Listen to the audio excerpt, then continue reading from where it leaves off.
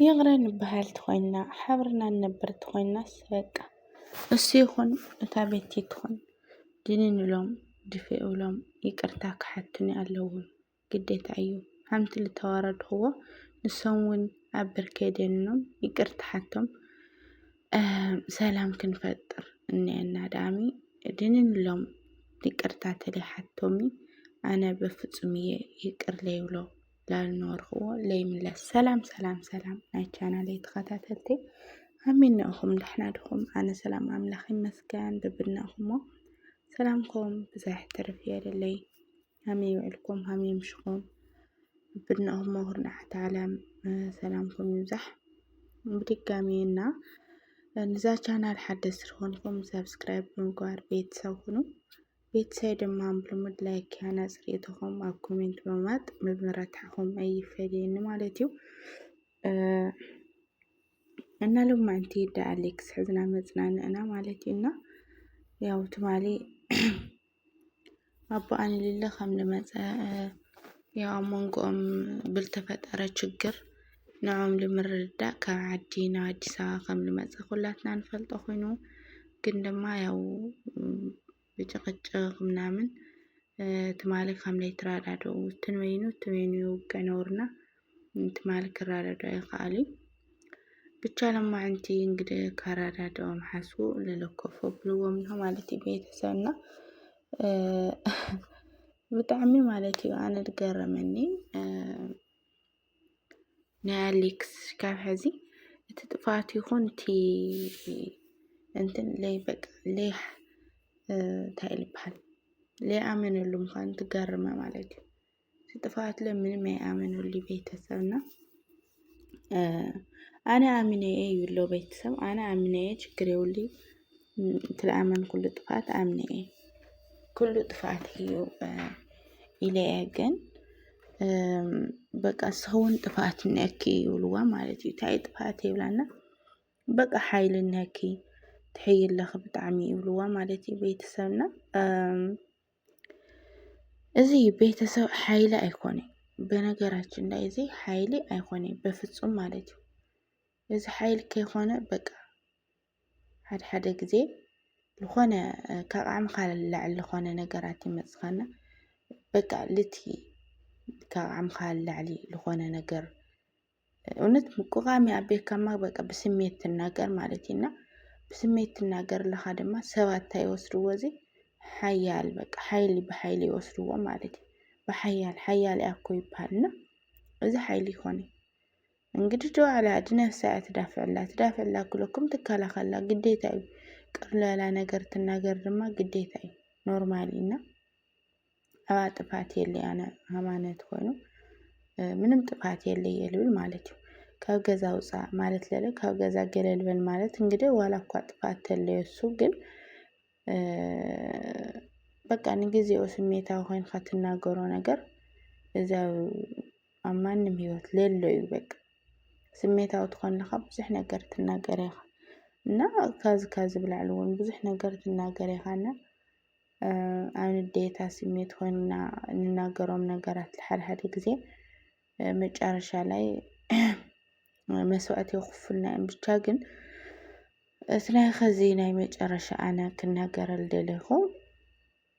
إذا كلنا هاللي بقى عرض ومس إشي ولا من هالليو هم بحدش أليكس لله نورا بشا ميتايو أنا تحسبوا مغاربنا معنا بدعمي دبرنا مالتي بدعمي يمكناتهم حاجة سبق عزيزي طفاتنا كاسخة طفاتني أخاك بهالتلا طفات أمنو وانتن كلنا طفات أمني وبقى زد طفاتي يكون إيش بقى كلنا روي للأبانة مالتنا وسجن ولا ذات طفات كأمناي خالي ولا أمناي ولكن بتشاقن بيتسب مجرش علي بقى ندحام خوينسي دنهم بيتي يكون أليكس يكون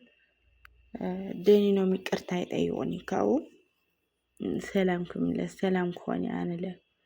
بسم ديني نوم كيت أيوني جن بجراشي سلام ለይንሰብኽ ሓደ ንኾነ ይንኽእል ኣነ ተዋርደየ ናይ ቅድሚ ሰብ ኣዋርዶም ኒኦም ለይጥፋእተይ ከይደ ይቅርታ ሓቲተየ ግን ተዋርደየ እና በቃ ምስ ኣነ ሰላም ደሊት ኮይኑ ደልየን እንተኾይኑ ኣነ ደኒና እግረይ ይቅርታ ሕተተን ንሳውን ኸም መጽኣ ደኒና ይቅርታ ትሕተተኒ ኣብላ ማለት እና እትናቱ መልስ ደማ ብጣዕሚ ትገርም ኣነ ማለት ቤተሰብና ኣነ ንዓኺ ይቅርታ ክብል ዋ ከይትሓስብዮ ኣነ ኮሶ ይብልዋ ማለት ስእነቴ ኣነ ኣያራኽሲዲ ኣያዋርዲ ይብልዋ ማለት ጋይስ ሓደ ሰብ ጥፋኣቱ ኣምኑ ይቅርታ ማለት ሲ ካስብነቱ ስታይ ክቕየረሉ ኮታዳሲ ይቅርታሲ ይቅርታ ኮን ኣይልባማት ስለልተሸነፍኻ ስለልተሰዓርኻ ከይኾንካ ይቅርታ ትጥይቕ ልባም ስለልኾንካ ልባም ትኾይንካ ስኻ እሽካዊ ይቅርታ ጠየሽካ ትባሃሉን ላጸቢ የብልኻይ በነገራችን ላይ ማለት እና ኣነ ከሰአየ ይብልዋ ማለት ኣነ ከሰአየ ታይለ ኣነ ደና ብርክኽቲ ታይለ ኣነ ንኣኸ ይቅርታ ልጠየቕ ብልዋ ማለት ቤተሰብና እዚ ንባዕሉ ናይ ትዕቢት እንትኒ ማለት ናይ ትዕቢት መራያ እዩ ሓቀየ ቤተሰብ ትዕቢት ስለለለዎ ሓምዛ ዓይነት ነገራት ልናገርሉ ልብል በኣነ ማለት እንዴ ኣነ ወዲ እኮን ምንታይ ሓምዚ ኣነ እኮ ሓምዚ ኣነ ሸሚ ብጣዕሚ ማለት እና ወዲ ምን ይልወለን ንሓዳሩ በቃ ንህይወቱን ውላዱ ለይኻፍሎ መስዋዕት የለ ሓቀኛ ወላዲት ኾይኑ ሓቀኛ ፍቃሪት ኾይኑ ማለት እና ይቅርታ ኢለን ስለለለትካሲ ወድነትካ ካብ ወድነትካ ልጎድለካ ታዩ ከወንዳ ወንድነትካ ልቕንሰልካ ነገር ከወዲ ምዃንካ ልቕንሰልካ ነገር ስታይ ንሰበይትካ ይቅርታ ካደንካ ይቅርታ ማለት ታይ እዚ ኣነ እንድዕ ብቻና ሓደ ጊዜ እሱ ብቻ ከይኾነ ቤተሰብ አብዛኛው ወዲ ለሎ ነገር የዛ ተሐሳስባዝ ማለት ነው ሓደ ወድስ ንሰውይቱ ጥፋቱ ኣምኑ ይቅርታ ይቅርበል ውልድንሉ ካብልቡ ይቅርታ ማለት ሲ ታይ ወድን ሓቀይባ ታይ ስእነቱ ላቐንሰሉ ነገር ስታይ እንተርፈውነት በቃ ትዕቢት ሃምዛ ዓይነት ተሐሳስባ ሃምዛ ዓይነት ድሕር ተሐሳስባና ትዕቢት ካልሆነ በስተቀር ኣነ ክብሪ ይኹን በቃ ክብሪ ይኹን እንደ ወንድነቱ ይኹን ምናምን ቆንሰ ይብላ ኣይሓስቢ ኣነ ማለት በእውነት እና ሃምቲ ሱል እናገረለት ሆይኑ ኣነ ኮዴ ኣነ ታይለ ኣሃምዝ ልብል ኣነ ታይለ ኣሃምዝ ልብል ምናምን ክልተሎ ብጣዕሚ እትገርም ኣነ ልባዕለ ማለት ብጣዕሚ እና ምክንያቱ ታይ ስለልኾን ከይኽሕና ይቅርታ እንደክላተሎ በቃ በድልኩምኒ ኣነ ትበዳልትና ኣለኹሲ ኣነ ይቅርታ ኢልኻኒ ንኣኻክል ከይደ ይቅርታ ሓተያ ግን እስኻ ኣነ ይቅርታ ክሕተት ልግበአ እንዳም ኣነ ይቅርታ ክሓተየ ነበረኒ እና ኸዝውን ይቅርታ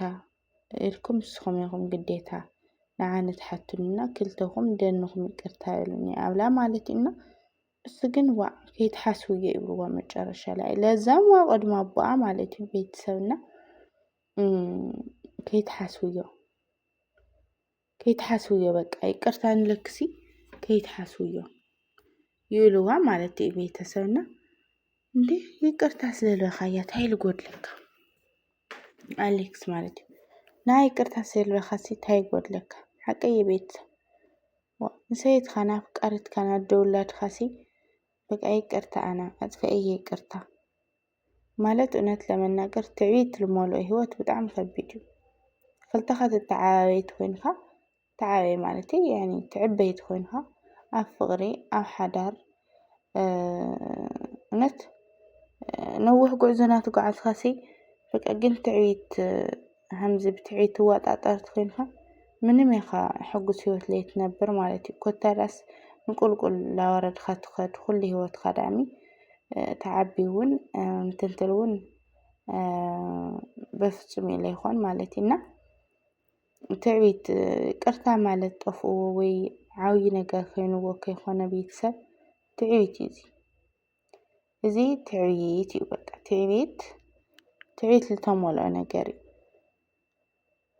ኢዳሚ ካልእ ነገር ሃምለ ይኾን ኣነ 100% እርግጠኛ እየ እና ቤተሰብ ኣብ ኩሉ ነገር ትዕቢታማት ተለይንኾን በቃ ግልፂ ሰባት ተንኾንሲ እዛ ዓዲ ኣበይ በፅሐት ሃም ዓንበበት ብሓቂ ማለት እዩ እና ኩራተይ ያው ኣይደማንቲ ቪድዮና እዚህ ልመስል ነውሩ ማለት እዩ መጨረሻ ደውሪዎም ሃምልኸዳ ኣነ ይቅርታ ይጠይቕን ኣይደንን ንብሉውን ጥሕስዎም ሃምሉ ወፀየና ኩላትና ርአናዮ ማለት ኢና ናይ ነጋ ቪድዮ መጻኢ ንሪኦ ንኾን እዩ ብቻ ኩራተይ ናይ ቻናለይ ተኸታተልቲ ናይ ልማዓንቲ ቪድዮና ዝመስል ነውሩ እንግዲህ ብቐጻሊ እስካብ ንራኸብ ናይ ቀጻሊ ቪድዮታት እስካብ ንርኢ ሰሰናዩ ናልና ብዝነሳ ናወተኩም ማለት እዩ ፀጽብቑ ሰሰናዩ መሞቻው ለበለ ንዓኹም ናወኹም ዝክሳናወተኩም ኩራተይ